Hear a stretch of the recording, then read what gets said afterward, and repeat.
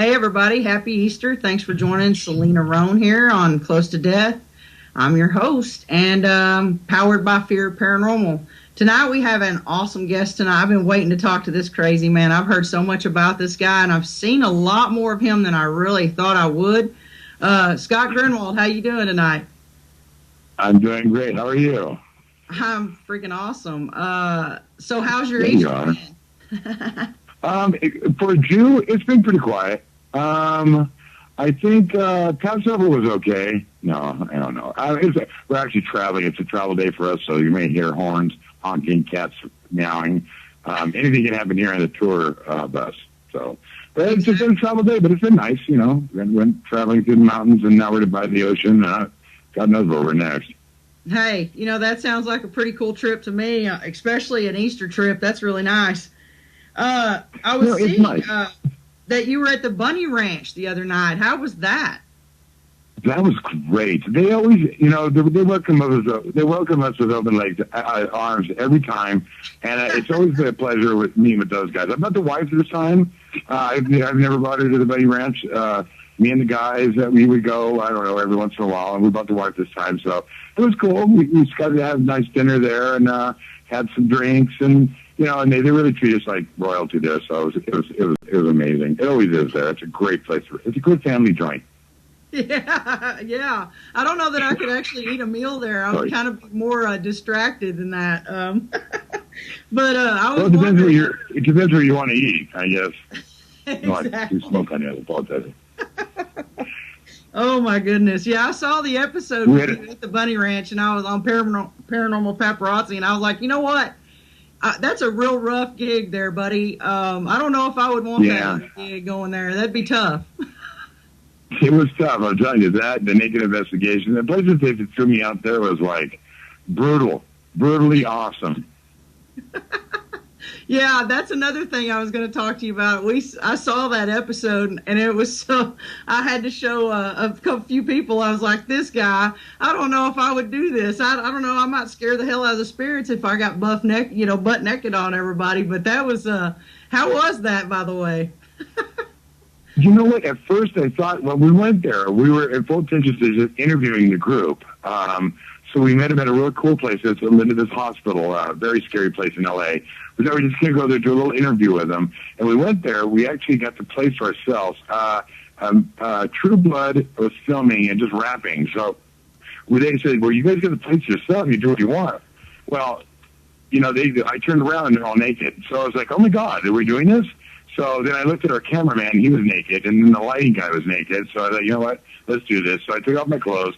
And I thought for sure it was like a sexual thing, but it really wasn't. It was more of a vulnerability thing. And I kind of understand where they were coming from, that they go in this place vulnerable. And unless you're the guy with the IR camera, you really can't see anything. So, you know, it's dark. It's a paranormal investigation. But we gathered a lot of evidence. I mean, I was really surprised. You know, carrying stuff is kind of tough. You know, you don't have a lot to... You know, you don't have any. You got two hands. That's it. Well, unless you can carry something in your ass, you really don't have much to hold on to. So, but this group really had it going on, and I'm not sure if they're around anymore or not. But what a great! I understood where they're coming from, and that's what the whole thing was. Are these people really doing this? And they are. So it's great.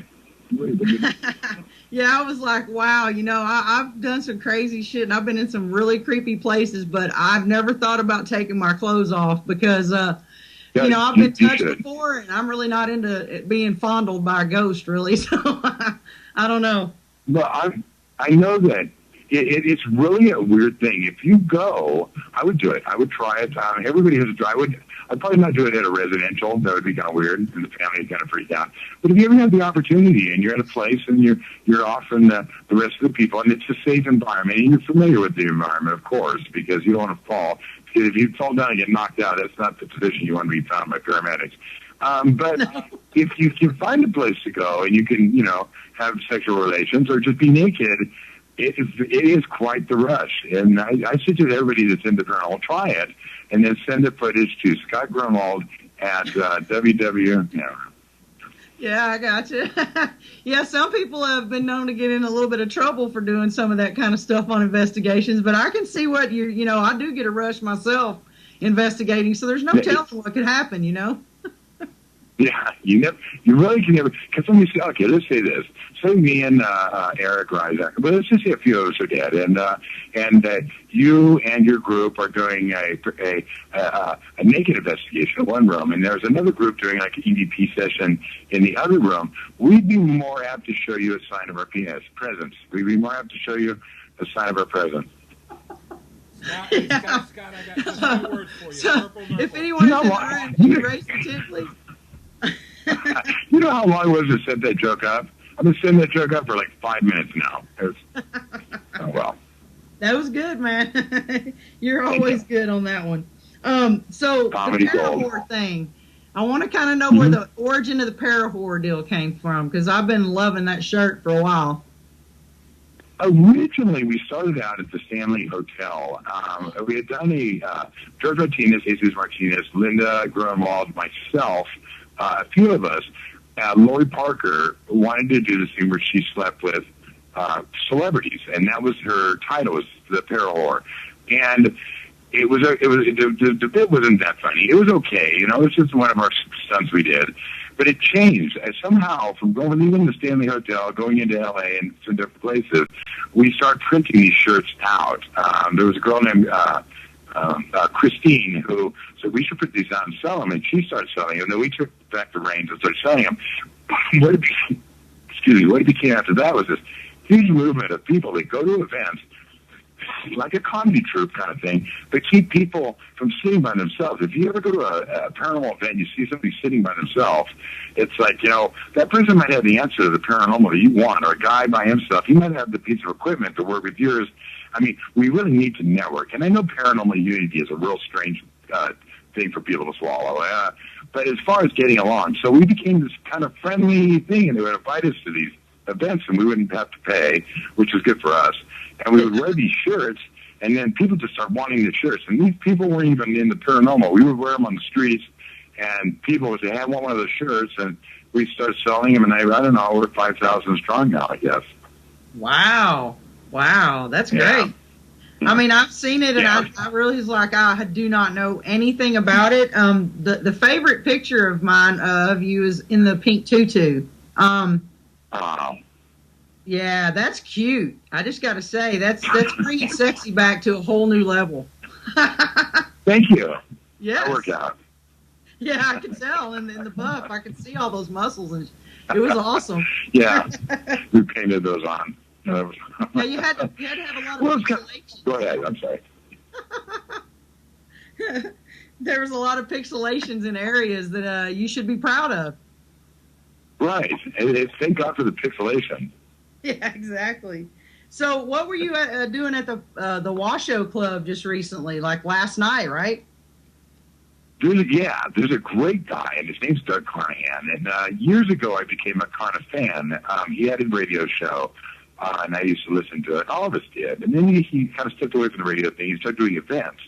So, again, the Martinez boys, my wife, myself, we all are invited to go to these his events, which is kind of a package of a couple places. One's a Washoe in Virginia City, and the other one's Preston Castle in Ione, California. And both these places he has an event at. So we go, we get to do our comedy thing, we get to sell our shirts, but the cool thing about it is we do our thing, and we're about 45 minutes or whatever, and we're done speaking. Well, we get the rest of the weekend to wander around these amazing locations, like the graveyard up there, and actually we got on a tour of the Washoe without a bunch of people. And the Washoe is it's really ghost adventures kind of related, because I guess they came in and they made it kind of popular with the paranormal. Yes. But it's really interesting historical place as well, and so we really dug it. I mean, we found a home. That's a really interesting building. There's a lot of stories, whether they're true or not, are involved at that place. And the whole place, they keep they keep the corporate names out. You won't find a McDonald's, Starbucks, Wendy's, Walmart, or a Safeway. You won't find, matter of fact, at 9 o'clock at night, try to buy a pack of cigarettes. I mean, there's nothing there at corporate. It still remains mercantiles and little shops and these kind of things and little saloons and stuff. So it's a great place. Just, not even just for investigating, even though the whole place is haunted, but for families and stuff. And you could smoke in all the buildings. So it was a great place. We loved it. Yeah, that place, I've watched Ghost Adventures since I can remember. I started watching anything and everything paranormal right after my mom passed away. And boy, I tell you, I really got into the Ghost Adventures, and all the places that they've been they're all on my bucket list. I finally, I've never been to any of that area, but I love old ghost towns, old things like that with a lot of history, especially anything, outlaw or things like that. I'm totally into. I haven't made it quite up there, into California or anywhere in Nevada to really do any kind of investigations, but that's always intrigued me. The way they kept it that way, old and pretty much original as much as they could. I'm sure the outlaws are great. I mean, yes. With you guys out there, it's with the mob. I mean, not the mob, but I mean, the Roaring Twenties, Prohibition, those kind of those are the places that I want to go to. I mean, we love the Old West. We're out here. We are the Old West out here.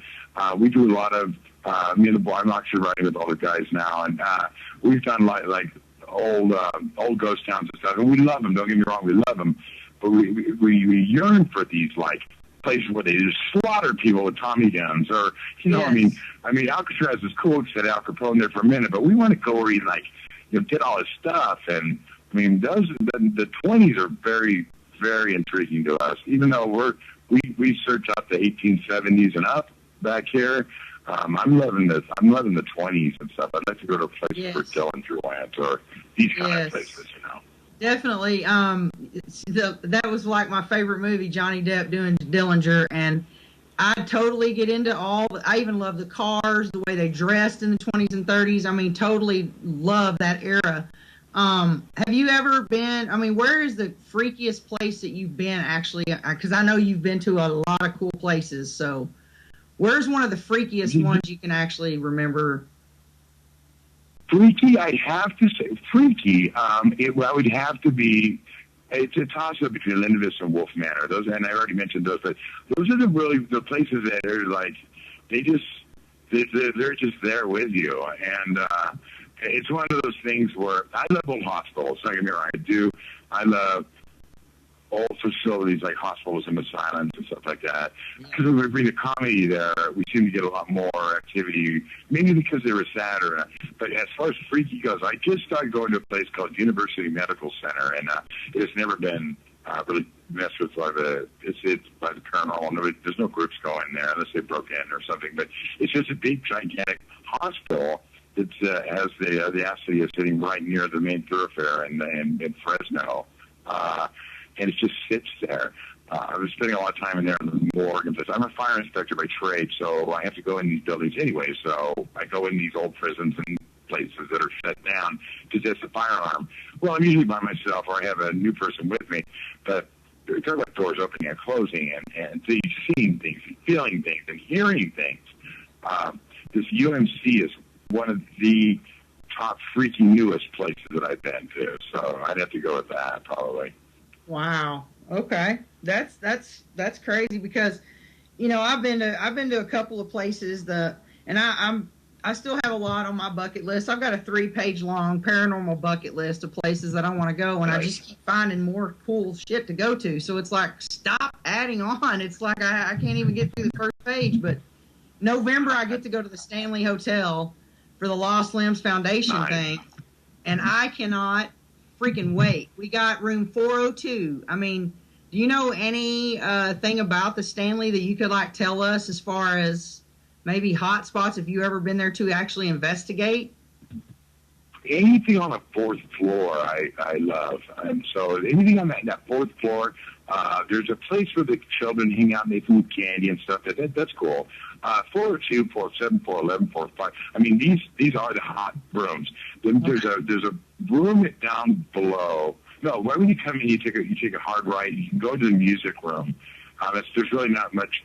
People don't really investigate there that much, but I love that place. I think that musical instruments or anything that people have a passion for, like music or acting or something like that, they go there, meaning the spirits, because they also had a passion in life for music or stage. And there's a stage in there and a grand piano. I love that room. So it's very open. It's very empty. And it's a great place to investigate. And plus, you're not going someplace that they don't want you to go. That's actually very accessible. Of course, there's I forget what they call those, carriage house. There's a carriage house down below. If you know a couple people you can get in the carriage house. Animal intuitives, and people that are into the animal spirits, there is the pet cemetery. And that's kind of interesting because there's like 5 dogs by the same name because they just use the same name and the dog died and they buried it there. But there's like, I've been there within family. So, I mean, come on, get a new name for a dog. There's like Henry or something, I forget. But that's also a great place. And all the grounds. When are you going in November? Yes, November 13th through the 16th for the Lost Lambs thing. Chip Coffey will be there. He's actually a friend of mine. And I think Ben Hansen and the girl from Haunted Highways will be there as well. But it's for the Lost Lambs Foundation. So. You're going to be there for the elk then. So after Halloween, the pumpkins, they leave the pumpkins out, but that might be a week late. But I'm not sure. You will see the elk. The elk, so be careful. I mean, they're 9 feet tall, but they love the Stanley. They have graves right out in front of the place. So November is actually the best time to go to the Stanley Hotel for the beauty of it and as well as the wildlife, because the elk are just giant. Yeah, I've never been to Colorado. I've seen it, and a friend of mine is a real estate agent in Colorado, and she puts pictures on her Facebook all the time, and I'm like, oh my God, that's gorgeous. And I'm already in love with Seattle, so if it's anything beautiful like Seattle, then I'm gonna love it. But I've just never been, and we heard that in 402 there's a spirit that stays in the closet, and the spirit took a wedding ring of some great value, and they never have found it again. Right. And all this, and I'm like, really? Well, I'm not taking my freaking jewelry then. I'm keeping that crap at home. I'll take some fake mess or something. If they're going to take stuff, take the cheap stuff. Don't take the good stuff. But yeah, we'll find out what if you leave a $10,000 diamond ring out there, they'll take it, and then they go get your evidence. No, I don't think so. There's a place called Brookdale Lodge in California. Is a place where jewelry disappears as well, and that's happened to us. So, and that's an interesting thing, the shiny thing or the jewelry itself. Either moved, displaced. This optic phenomenon is really a trippy thing, and so more people think they left their keys and they didn't, but it's so misinterpreted by us. Just we're so much on our mind we don't remember. But if you hang your keys on a hook every day, when you come off from work and you go there and they're not there, there's something going on. So yeah, I love displaced object theories and phenomena. Wow. So I know you've investigated with some pretty cool people too. Had Mark and Debbie Constantino on and stuff like that. And they usually are up and around that area that you are. And I've seen y'all work together before. Who of all the people that you've worked with, I mean, Zach Bagans, any of them people, who do you think that you kind of gelled with a little bit more on investigations? Boyle Heights Paranormal Project. As far as non-TV folk, those guys are amazing. Northern Nevada Ghost Hunters, another really awesome team that I've got to work with. It's a very large team. As far as television people go, Chad Lindbergh from Supernatural. The cool thing about that guy was he, when he met my son, he was like, hey Cash, what's up? Hey, let's go check this out. So he was really into our family. He liked us, and he was just a really easy guy to talk to. So I think probably Chad is one of the top ones. He played Ash on Supernatural. Definitely a cool. There's a couple of people from the Mad Men TV show that were newbies that were fun fun to work with. I think Michael and Marty Perry are also a really good group to hang out with. They've been recently on Ghost Adventures. Of course, Ghost Adventures guys themselves are pretty amazing. But I'm going to go with Chad Lindbergh. He was definitely. It's weird when you see something. Yeah, when you see something where people are, there's a person that people got to go to. I'm here with the kind of George Martinez right now, and he's like, they just link onto him, you know. Yeah. So if we have George with us, you know, like Chad, we're going to get stuff, or we're going to see stuff, and it's pretty much a rush. And it takes a lot out of George, but but it's pretty cool. George, I'm not going to call him a psychic or sensitive. He's just more of a target. Yeah. Well, luckily, I'm really not a psychic, but I have empath abilities, and man, I'm telling you that it wears you out. And you know, I just now found out that I, you know, really had the abilities. I kind of knew something wasn't right when I was having weird dreams, but being an empath, you pick up on all that crap. You know, I have to learn how to shield myself, but it does wear you out. So if he has any type of, you know, if he's a target, I can't imagine how beat up he feels after an investigation, because I'm just emotionally spent after one. Well, not all of them, George, you know I think George quit. He was like, I'm done. Yeah. I'm done with this. But it's that obsession, passion that he's got that he just keeps coming back. But I see him leave a place and say, I'm done. Forget it. And it's weird because, you know, I know a lot of people that will say, hey, this is touching me, this is touching me, hey, that's cool. But when a lot of our evidence is based around George, it's pretty tricky. And again, I don't envy people with the ability to be empathic or anything like that, because frankly, when I'm done with my so-called hobby, if you will, I don't want to go home with all these people that are talking to me. Has that ever happened to you? Have you ever, something attached itself to you and went home and started jacking with stuff at your house? Or have you ever had that happen? Yeah, you know, it's really strange because we had I was working at Wolf Manor. Something weird happened to me. I ended up falling and cracking my head open. It's a long story. And I went home, and weird stuff started happening around my house. Me and my wife were getting along very good. My son was afraid to go to school. Just weird family stuff, you know. Yeah. We were seeing weird things like dogs walking around on their hind legs. Weird stuff, okay? Let's just say weird things. I met a guy named Dan Menrini and his wife, Sandy Jackson, and there was probably some attachment. This is so long ago. We were like, what do you mean? We don't know what you mean. Well, something's hooked onto you. And it's years and years ago. We're like, well, whatever. And now my wife's a black belt Catholic. She's like, well, you asshole, you ruined our household, so figure it out. Get this thing out of here. This guy comes over to our house. They spend the weekend, and he doesn't know much about where we've been going. He doesn't know anything. He's just a friend of the family, him and his wife. They come over, and then we ended up mentioning it.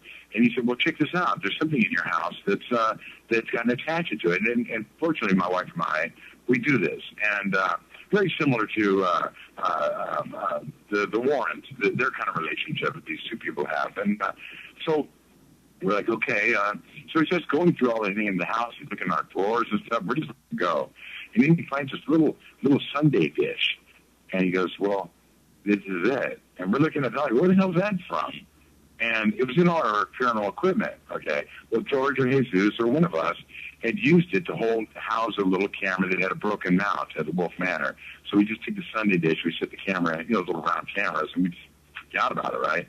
Because whatever's here is attached to this item, we need to go take it back. So we all get together, we all go down to the house, and we go down the basement of Wolf Manor, and he does this thing, and he says, Scott, tell me you can have it back, or we do this ritual, and I'm buying it, but I'm not really buying it, right? I'm like, whatever. I mean, maybe this guy just wanted to get inside this house. I don't know. The next day, my son says, you know, I kind of miss going to school. I want to go back to school. Me and my wife have the best relationship we've ever had from that moment on. So his attachment we stopped seeing anything in the house. So attachments are, people say they're not real. I'd have to beg to differ. I've seen and felt it with my own eyes that something had changed that night. Oh, wow. So I wonder how they know. They must have that empath trait that they can touch or feel objects, you know, with things like that. And I don't have that ability, and I'm kind of glad, because in my garage I have like 5 or 6 different inherited like estates from my grandma, great grandma. I mean, there's probably a spirit party going on outside in my garage, and I don't even know about it. You know what I mean? Right. I mean, psychometry is really strange. I mean, to be able to hold an object and tell the story about it, it's not as rare as you think it is. I mean, a lot of people have this, and I mean, we have it. Everybody has it. Yeah. They hold something and they like it. The attraction, it's just how it feels. There's something to that, and so yeah, Dan and Sandy, I think she sees. I mean, it's like there's somebody who's standing next to you, and I mean, for years I fought the psychic thing, and I wasn't the one to go and testing them or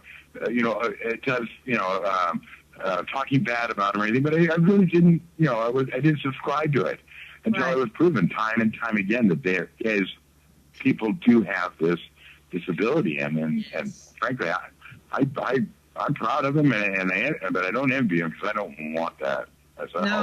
No, not at all. You know, like I said, I'm a friend of Chip's, and I've seen him do his actual thing like out of the blue, and it has blown me away.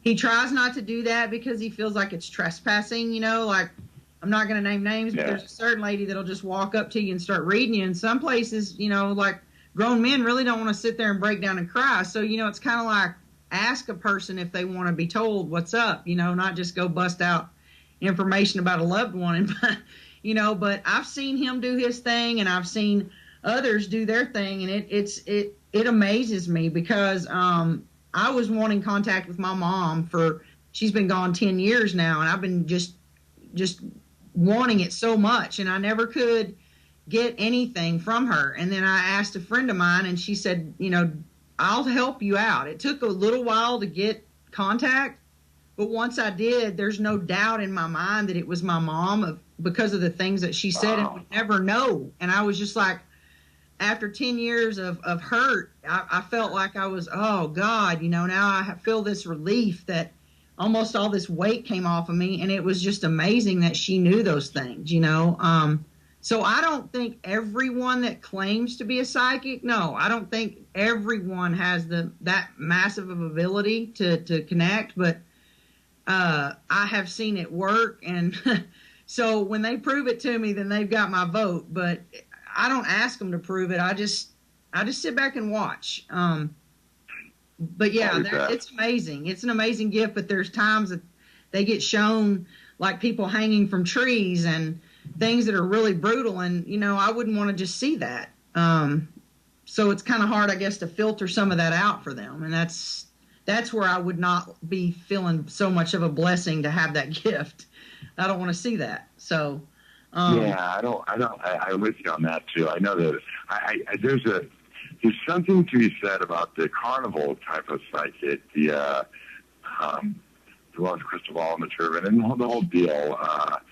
I've gone with those carnivals, actual carnivals, and sat there and just picked apart this person in my mind when they're reading a friend of mine. But my friend left that tent released from a lot of pain from his brother. Now, whether that person was a real psychic or not, I know my friend changed that day. He was able to let go. So whether it's like an orb, whether it's real or not, it changed somebody in a positive way. So, I really like that. And I enjoy the show too. So I've never had the opportunity to meet Chip Coffey, but that'd be somebody I would really like to meet and just to hang out with. Yeah, he's really, what they showed on Paranormal State and Psychic Kids is one half of Chip, and it is a portion of Chip, but man, he is such a great human being. I know there's always haters. If you don't have haters, you're not doing something right. Right. So I don't care what everybody says. He's my friend, and I know him on a personal level, and he's an amazing human being and with an amazing gift. But his thing is, if they don't talk to my ass before midnight, then they have to wait till I wake up tomorrow, because I am not going to be laying awake with all these spirits talking to me. So he's got the ability so down pat that he can cut it off. He's, just... Right. And that's amazing as well. But yeah, I don't ever ask any of my friends to do that. If they get a message and they want to give it to me, great. I just don't do that. But Charlie helped me out, and she was just awesome, and I was blown away. And since then, I've even taken her on a case or two with Fear, and man, she was hitting on all cylinders. And my lead investigator, he's the biggest skeptic that there is. And he was sitting there texting me during the investigation, following her around, going, "Holy crap, she's hitting on everything. Holy shit. I mean, she's amazing." And so he kind of was like, he's always he's a cop, so he's like always looking for the reasonable answer for why this is happening. And he was blown away. Yeah. So, well, it's made, when you see when you watch somebody's face change, and, there's a lot of people that are haters, and there's a lot of people that don't like things, and it's easier, for some reason, it's easier for people to be an asshole than to be nice. yeah. Especially on places of media, social networks and stuff like that. When they never met a person. So it's just, I see people jump on bandwagons. That's not like my Facebook, because pretty much none of it's real. What I put on there is just, I just throw things out there just to see what's going on. I used to be able to check in at different places. You just can't do that anymore, but I check in China or whatever, or check in at somebody's house or something. And you can't do that anymore. It was so much fun. Facebook is such a strange bird.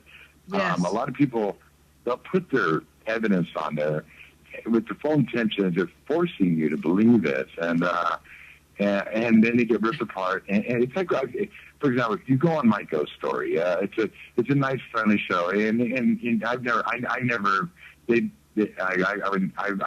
the opportunity to do it, but I know a lot of people have.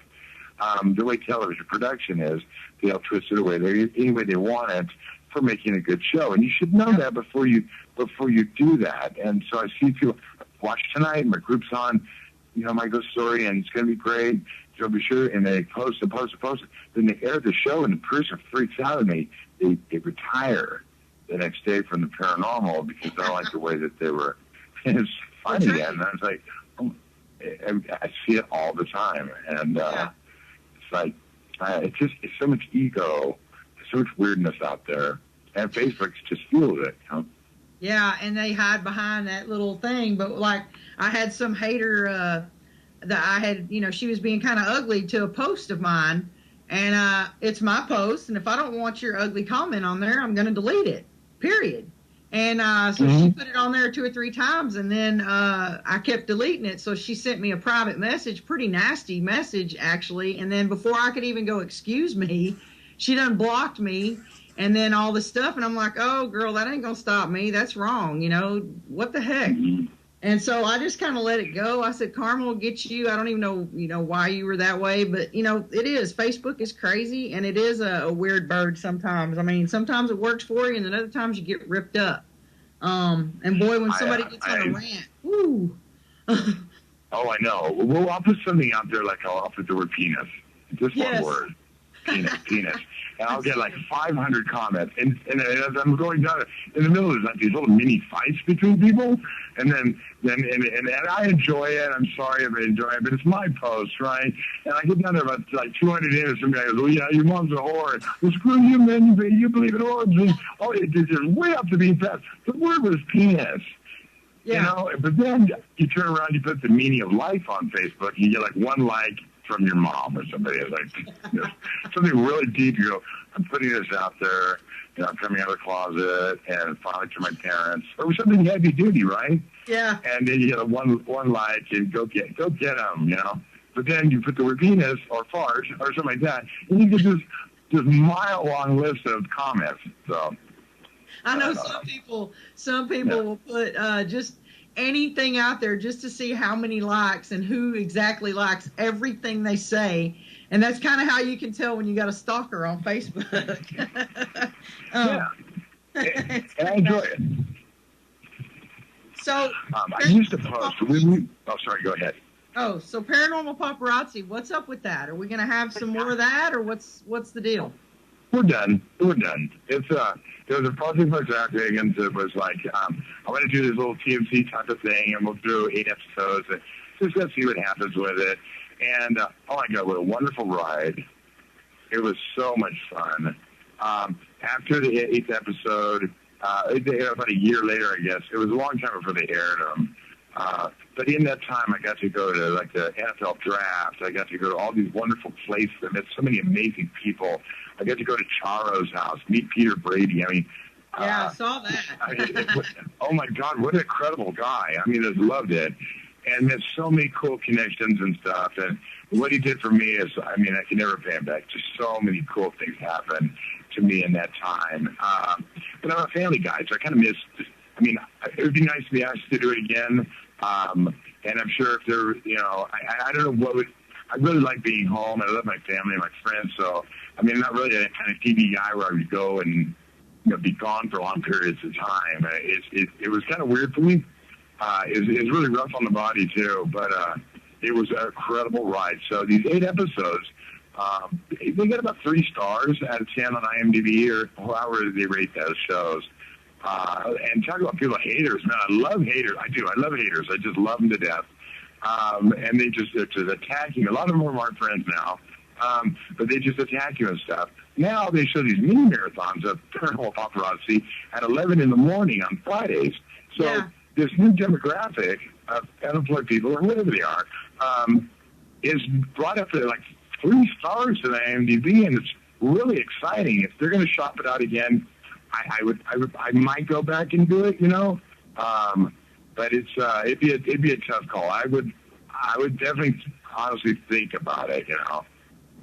Well, I mean, you know, it was fun. I mean, I only got to work actually on one DVD with Barry and Brad Kling and Chip Coffey, and just that one little DVD, man. I mean, telling you, it was such a cool experience just to be in where the town we filmed it in. There was the nicest people I think I've ever met in the middle of nowhere, like at Galena, Kansas, which is like right there, Kansas, Missouri, and whatever border. I mean, just right there on Route 66. And it was just a great experience. And the people that I've met, I mean, Chip and I have now become friends from that. And that is such a blessing. And I learned just so much during that whole week. And this whole time afterwards, I've just had a complete blast. So I totally get what you're saying about the things that you got to do pretty much because of that show. And I haven't seen all 8 episodes, but the ones I saw were pretty memorable. Thank you. They let me do. They actually let us do our own thing. They said, Scott, you're West Coast. Brandon, you're going to be this area. Joshua P. Warren, you're the South. Of course, Rachel Fine from Howard Stern, she's going to be the Jersey up north, up in that area. And then, you know, and we got to go out and we get to find stories, like actual journalists. I did a little journalism in school, but never was a reporter journalist. I never have done that. I'm a horrible speller, and it wasn't my thing. It became my thing real quick. I found like 27 stories, and a lot of them, of course, they didn't air them, but they gave me a few, and I found a bunch. The West Coast was really interesting. And then when you get the opportunity to say you're with the Travel Channel, doors open for you. Mm-hmm. Not in LA, of course. Everybody wants to know what your budget is. It's horrible. But in these little towns, I know Brandon Wellington, I had went to a small town to do a story about the Purple Squirrel or some haunted high school, one of those two. And they gave him the key to the city. I mean, they loved having him there. And so what a stroke. It's nice to be when the town opens up their arms to you. But yeah, the stories were, the hardest thing about that type of job is what they call a hard out, where the first night I went to New York and New York City, and I stayed there, and they were like, okay, well, go ahead and get some sleep, and we'll see you in the morning. And I slept like 10 hours. I was so tired. And I got up in the morning, and I went to the studio, and we met everybody and did all that. And they go, okay, now here's the camera and the backpack. Don't leave it out of your sight. We'll see you in a month or whatever. I'm like, what? And so they go. So they send you to this place, and while you're traveling, you land at an airport, and you go to get your car, and there's an itinerary there with it, and say, get to this guy's house and whatever in Phoenix. Oh my God! So you drive to this guy's house, and then there's a producer waiting for you, and you pick him up, and then you go to out in the middle of nowhere to chase some UFO thing, And when you're out there, and then they go, okay, now go find a room. The room is here. They kind of push you around. So then you get to this room, and my dad goes, okay, great, I can sleep for 10 hours. And about 45 minutes, you get a phone call, get up, get on a plane, you're going to Nevada. Oh my God, I only slept 45. So I'm rushing around, right? I'm packing up, and it's called hard out. You got to get going. So after about 2 or 3 of those really shocking things, I just slept in my clothes. I didn't even pack because I didn't know what to expect. Because in about an hour or two, the phone would ring. You got to get to LA. You got to go to San Francisco. You need to be in wherever, San Diego, for a demon. And it was interesting, but like I said, it's pretty tough on the body. But you get to meet a lot of folks. Yeah, so speaking of demons, have you ever had a real hairy case that you had to deal with a real mean, demonic type of spirit? I believe it's like Peter. Well, okay, let's go back a little bit. There's a real weird interpretation to the word demon, and there's some call it the D word, some people call it whatever they call it. I did a thing with the Teenage Exorcism Squad, and they released a demon from me. Was my alcoholism. I did see that. That was my alcoholism. I sat with a drink in my hand earlier that day. I was 15 years sober, thinking about drinking. Nobody could see me. I get a call from this guy, Bob Larson, come over to my office. They do this weird thing to me, and they stab me in the back with, literally with a knife, the sword of Christ, and he stuck me in. It screamed and all this stuff, and I got really sick. And everybody's like, oh, my God, he's such a faker. Because the way it came out wasn't the way it really happened. And I'm used to that with the TV thing. But the fact is, I'm an alcoholic, and I almost drank that day. So there's one type of demon, okay? The second type of demon is very biblical and very scary and very, when you're a child, you do well or you're going to see angels, and if you do bad, you're going to meet Satan, whatever. There's that kind of demon, and I find it very rare, and I've talked to a lot of people about that kind of stuff.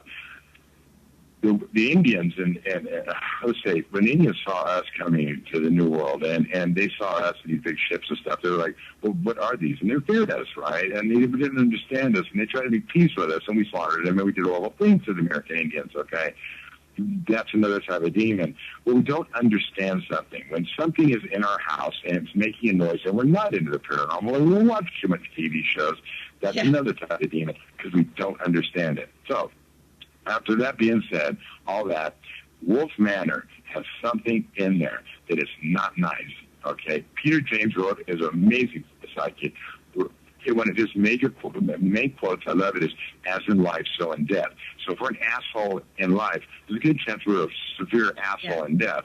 Yep. If we're nice in life, which most people are, we're going to be nice in death. So that type of demon, that evil kind of thing, that's very bad or evil, that's the other kind. And I believe those kind of demons are worse than anything I've ever read in any book. Where they might push you down the stairs, or they're very mean to you.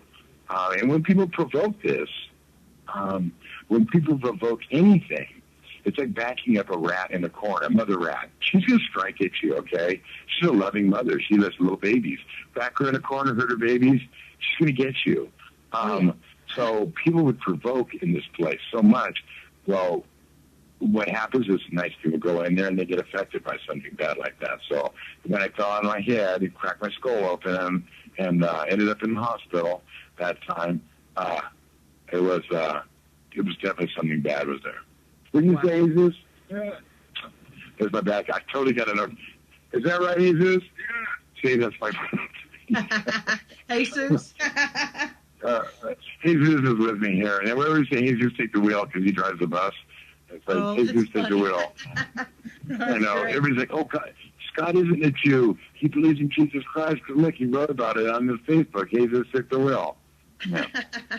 Yeah, I always say, help me, Jesus, when I get into a little something. I'm like, come on, Jesus.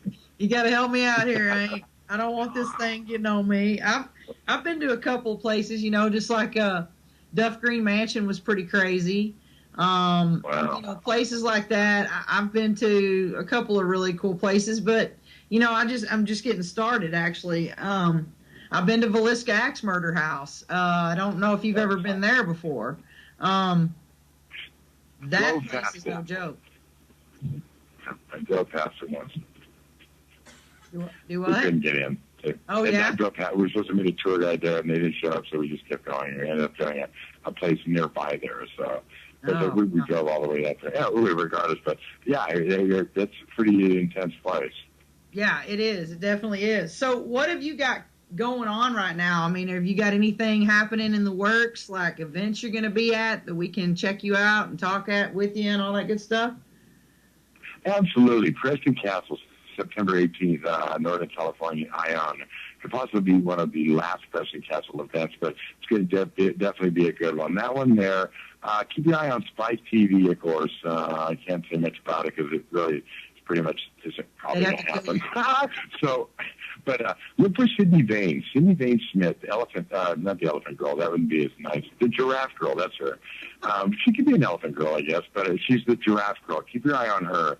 I guess I'll be working with her pretty soon with some paranormal stuff.